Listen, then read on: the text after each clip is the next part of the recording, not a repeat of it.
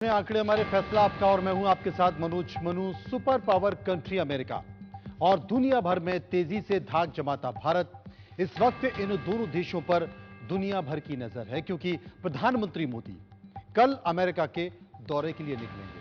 फिर 21 से 24 जून तक 4 दिनों की अमेरिका यात्रा होगी। आपको बता दें कि प्रधानमंत्री मोदी के सम्मान में व्हाइट हाउस में 21 तोपों की सलामी दी जाएगी। 4 दिनों के दौरे में व्यापार समेत कई मुद्दों पर भी बात होगी। तो रक्षा क्षेत्र में जो समझौते होंगे उससे चीन और पाकिस्तान परेशान है। चीन पाकिस्तान मोदी बाइडेन की मुलाकात से परेशान क्यों हैं, ये आगे हम आपको बताएंगे। लेकिन इस दौरे में क्या क्या खास है, मोदी के इस दौरे के मायने क्या हैं, ये जानने की कोशिश करेंगे। लेकिन उसके पहले विदेश सचिव विनय क्वात्रा को सुनिए, जो प्रधानमंत्री मोदी के अमेरिका दौरे का शेड्यूल बता रहे हैं। This will be Prime Minister's first official state visit to the United States. PM has earlier visited US roughly 6 times, both in bilateral capacities as also for multilateral events. First, about the program. The first leg of his program in the US is in New York, which starts on the morning of the 21st with celebration of the International Day of Yoga at the UN headquarters. अब America में किस तरह से मोदी की गूंज होगी, मोदी के इंतजार में अमेरिका में बसे भारतीयों का क्या कहना है, इसे भी गौर से सुनिए। Modi joining American President Biden. So this is a great event for all of us and a great moment for all of us. We wanted to celebrate that. We wanted to make sure that everyone knows how the India and America relationships are growing and how they are helpful. I think India is making all the difference. That's the reason we are. मेरे को देश से ऐसी connectivity feel होती है कि सब लोग यहाँ पर होते हैं और कम्युनिटी के साथ मैं एंगेज कर सकता हूँ। तो बहुत अच्छा लगता है जब ऐसे कोई इवेंट्स होते हैं, जब मोदी जी आते हैं, जब देश की प्रेजेंस यहाँ पे फील होती है, तो बहुत गर्व लगता है कि मेरा देश का मैं हिस्सा हूँ। और मेरे को ये भी महसूस होता है कि मैं यहाँ पे मेरी स्ट्रॉन्ग कम्युनिटी भी है। I came here to honor Modi coming to America. May Modi come to America in happiness. We are here to remind him that Kashmir, you have started a great initiative in Kashmir, but a lot of work has to be done. And there's not much happening in the field of resettling our Kashmiri Pandits back in Kashmir. We want to here welcome you. We want to show appreciation to you for abrogation of Article 370 and 350A. But at the same time, we want to remind you that a lot of things for Kashmiri Hindus are not still done. The community is still suffering there a lot. We are here to gather to welcome Modi ji, and we are showing our solidarity. And from Telangana BJP, we welcome sir. And also on the bilateral initiative from USA and India, so the partnership in climate change, and we are running a Save Manjira river bachao movement in Telangana, Jukkal, Pitlam area. India का leader जो होता है वो ऐसा होना चाहिए जो India को प्यार करता है, जिसके लिए इंडिया के दिल में आदर है, प्यार है, वही इंडिया को लीड कर सकता है. And Modi ji has that quality. Number one quality, he loves India. He does everything for India, not for anybody in particular. वहीं प्रधानमंत्री मोदी के इस दौरे पर सबकी निगाहें टिकी हुई हैं। उम्मीद की जा रही है कि भारत और अमेरिका के बीच कई डील्स हो सकती है। Bharat America fighter jet engine की डील की अगर बात करें तो संभव है कि भारत को कम से कम 11 मेजर मैन्युफैक्चरिंग टेक्नोलॉजी ट्रांसफर हो जाए। वहीं भारत के स्वदेशी तेजस MK2 के लिए अमेरिकी कंपनी जनरल इलेक्ट्रिक के GE F414 INS6 इंजन की डील भी भारत को ट्रांसफर हो सकती है। अगर ऐसा होता है तो जाहिर है कि तेजस MK2 के इंजन का निर्माण भारत में हो सकेगा और यह भी अपने आप में एक बड़ी उपलब्धि होगी। तो तमाम तरह की चीजों के साथ साथ हम ये कह सकते हैं कि देश के प्रधानमंत्री नरेंद्र मोदी की जो अमेरिका यात्रा है, वो अमेरिका यात्रा कई मायनों में महत्वपूर्ण मानी जा रही है। वो दोनों देशों के बीच जो सामाजिक और व्यापारिक जो संबंध हैं, उन संबंधों में भी एक खास उपस्थिति दर्ज कराएगा। कुल मिलाकर हम ये कह सकते हैं कि भारत और अमेरिका के बीच रक्षा क्षेत्र में वो कौन कौन से बड़े समझौते होने वाले हैं। कौन कौन से बड़े समझौते होने वाले हैं यह भी समझने की जरूरत है, क्योंकि जिस पर दुनिया की नजरें हैं, खासकर पाकिस्तान और चीन की नजर है, क्योंकि पाकिस्तान और चीन क्यों परेशान है, आपको ग्राफिक के जरिए समझाते हैं कि क्यों दोनों परेशान हैं। और ये जो समझौता है, इस समझौते को पावरफुल समझौता माना जा रहा है। ये तमाम जो उपलब्धियां आप अपने टीवी स्क्रीन पर देख रहे हैं, इन उपलब्धियों के जरिए आप समझ सकते हैं कि पहला भारत में जो GE414 जेट इंजन का निर्माण हो सकता है, ये भी अपने आप में एक बड़ी उपलब्धि मानी जा रही है। दूसरा जो समझौता है, वो दूसरा समझौता है M77 लाइट हॉट्जर अपग्रेड का ऑफर अमेरिका दे सकता है। तीसरा समझौता स्ट्राइकर बख्तरबंद वाहन साझा उत्पादन कर सकते हैं दोनों में, वो भी भारत में। चौथा समझौता क्या है? तीसरा समझौता आप अपने टीवी स्क्रीन पर देख रहे हैं, स्टाइगर बख्तरबंद वाहन जो कि साझा उत्पादन होगा, दोनों मिलकर से बनाएंगे और इसका उत्पादन भारत में होगा। चौथा समझौता अमेरिकी प्रीडेटर ड्रोन भारत को ट्रांसफर किए जा सकते हैं। ये बहुत महत्वपूर्ण है। आपने देखा होगा कि जब भी भारत किसी, अफगानिस्तान में सबसे ज्यादा उपयोग इसका किया गया, और अफगानिस्तान में जो आतंकवादी हैं उन्हें ढूंढने का और उन पर हमला करने का भी इसी ड्रोन ने, आपने जो तस्वीरों में देख रहे हैं, प्रीडेटर ड्रोन भारत को ट्रांसफर किए जा सकते हैं और उसके बाद भारत की जो क्षमता है सेना की, वो क्षमता बढ़ सकती है। पांचवा समझौता क्या है?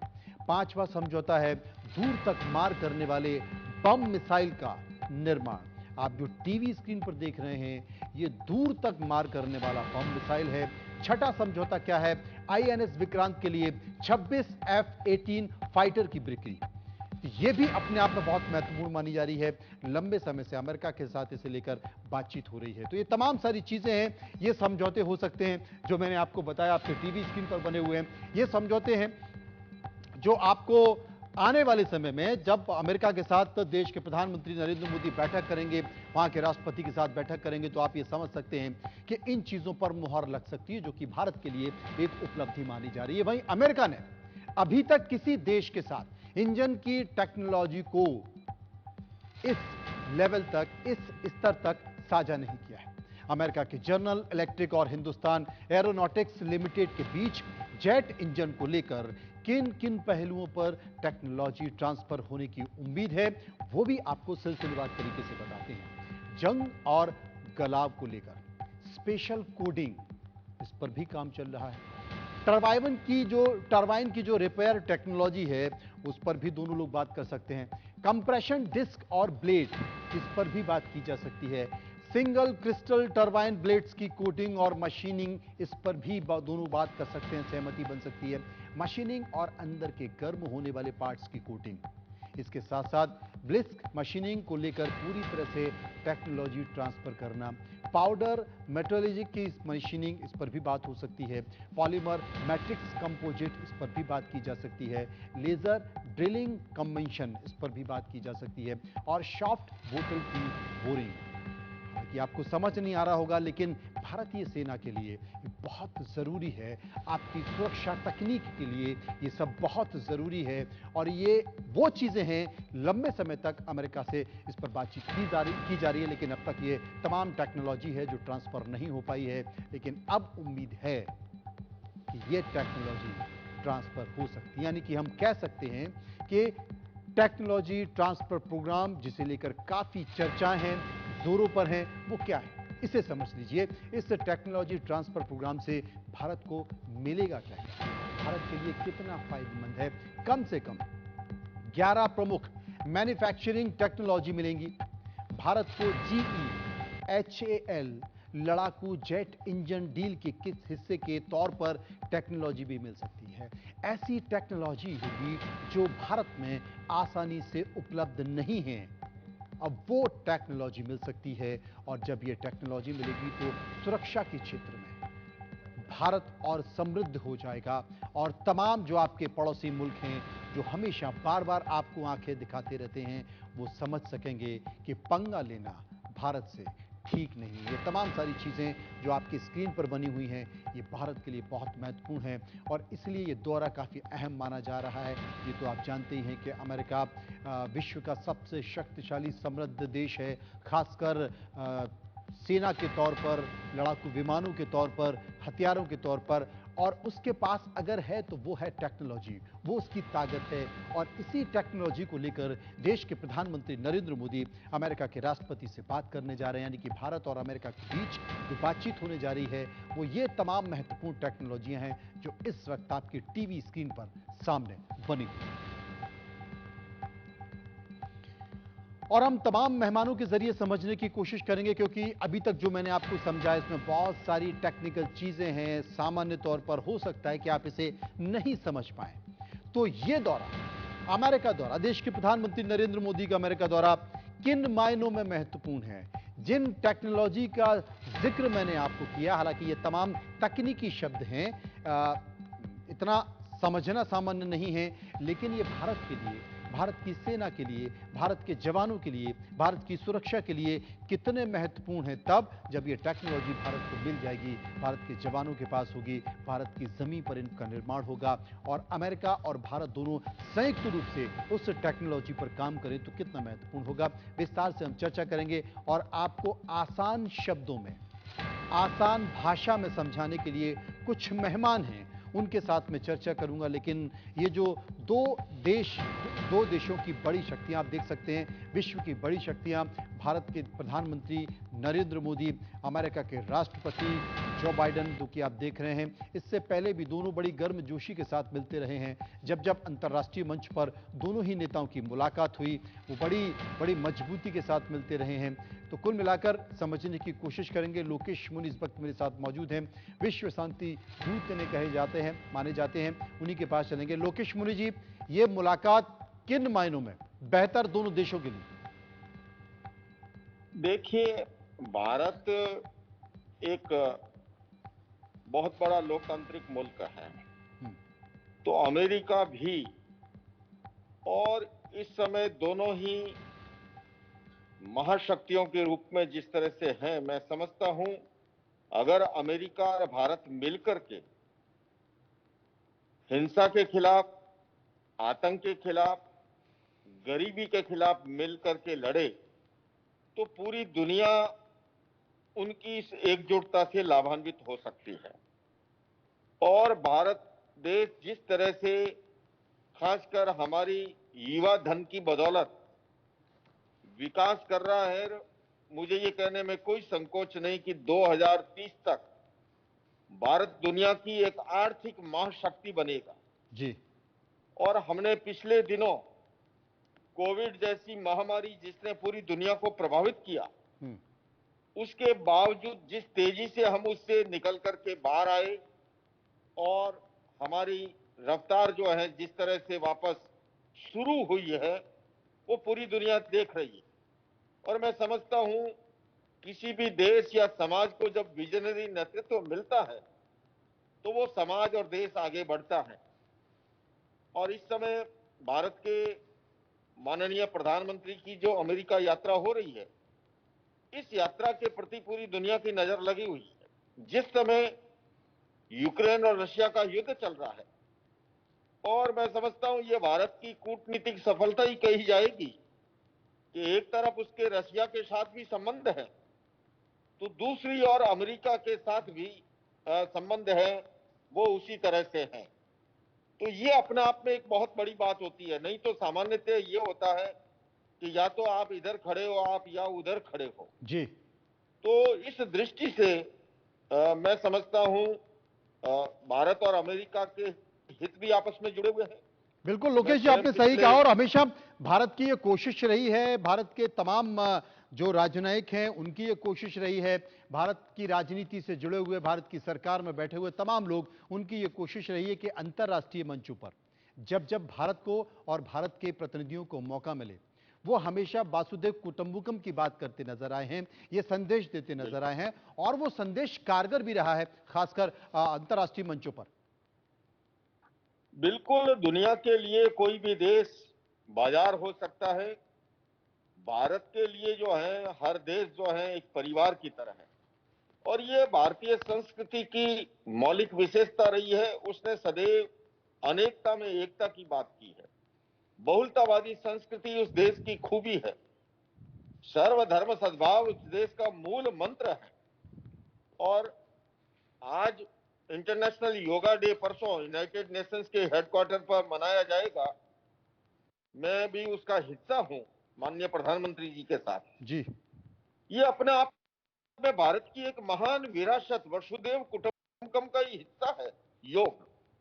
और योग जो है वो केवल एक एक्सरसाइज नहीं है या किसी जाति धर्म संप्रदाय से जुड़ा हुआ मुद्दा नहीं है।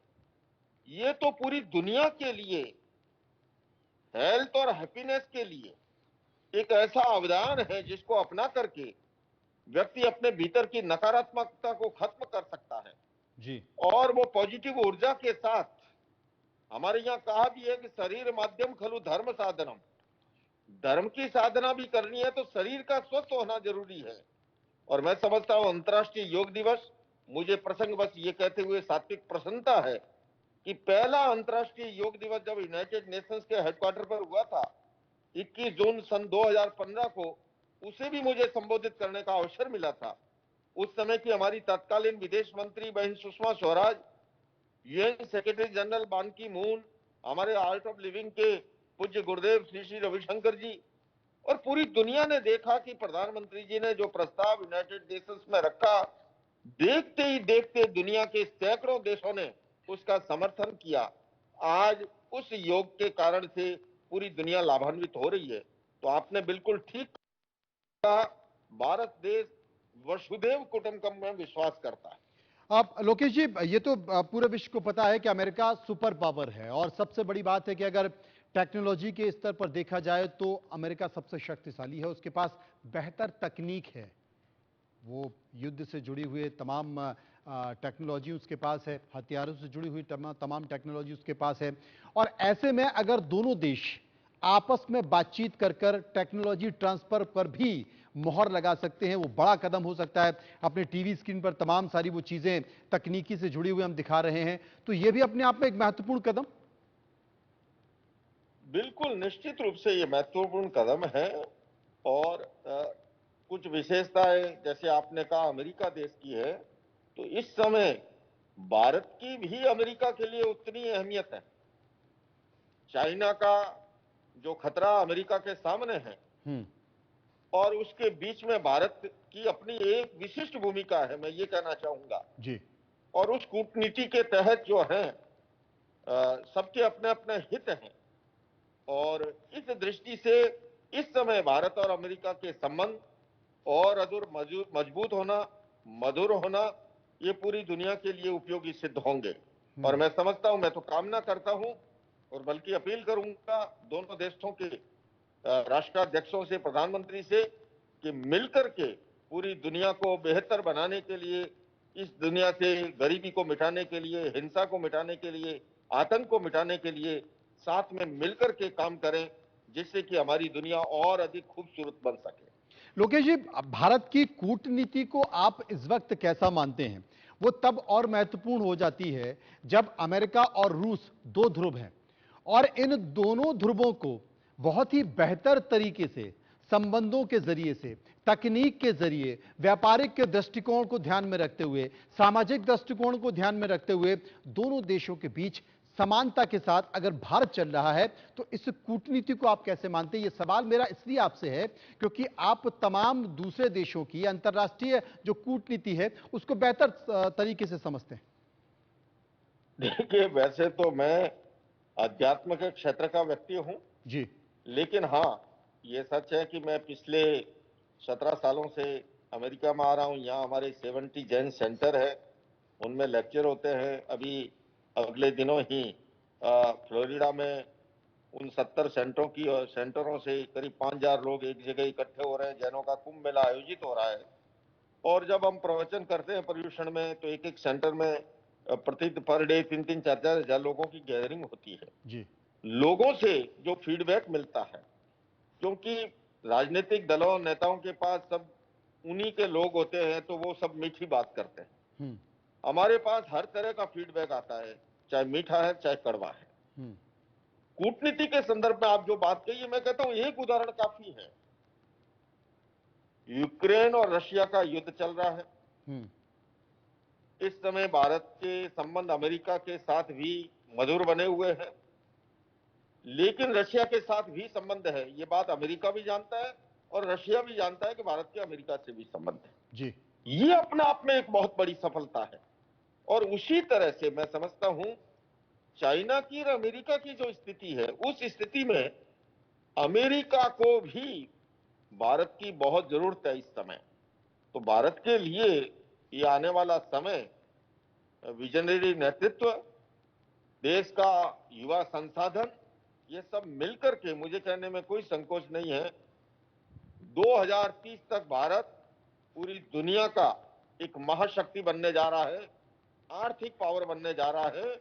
और इसके लिए हर देश के हर नागरिक को और अधिक जागरूक होकर के कठोर श्रम करते हुए और बिना ये वाहियात जो बातें, बिना मतलब के विवाद जो है छोटे मोटे, उनको त्याग करके कैसे हमारा देश आगे बढ़े। देश है तो दल है, देश है तो संप्रदाय है जी। अगर देश ही नहीं है तो किसका क्या अस्तित्व है। तो देश को आगे बढ़ाने के लिए हर देशवासी को इस चीज का उपयोग करना चाहिए। ये भारत के लिए स्वर्णिम काल है हर दृष्टि से, मेरी दृष्टि।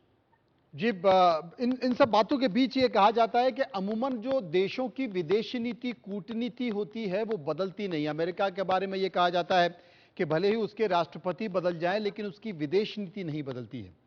भारत ने इन 9 सालों में, तब से जब से देश के प्रधानमंत्री नरेंद्र मोदी ने कुर्सी संभाली है देश के प्रधानमंत्री पद की, तब से बहुत ही सटीक तरीके से, बहुत बारीक तरीके से विदेश नीति में और कूटनीति में जहां पर जरूरत है वहां करेक्शन किया गया है। इसे कैसे समझते हैं और उसका क्या फायदा भारत को मिला है? नहीं, देखिए, चाहे देश का नेतृत्व हो और चाहे धर्म संप्रदायों का नेतृत्व हो, जो अपने आप में बदलाव नहीं करते हैं ना, वो समय के साथ जो है अपना अस्तित्व खो देते हैं। जी। बदलाव हर जगह जरूरी है। हाँ, बदलाव के अंदर जागरूकता होनी चाहिए, बदलाव के अंदर विवेक होना चाहिए, बदलाव के अंदर हमारा मन मस्तिष्क आंख जो है खुली होनी चाहिए। लेकिन बदलाव सदैव जो है वो खराब नहीं होता है।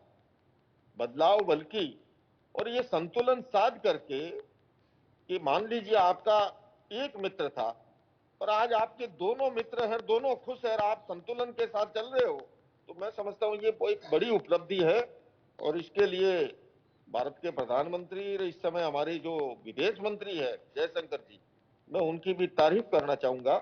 और आज मैं इस समय बहन सुषमा जी को भी याद करना चाहूंगा, उनका अभाव हमें खलता है।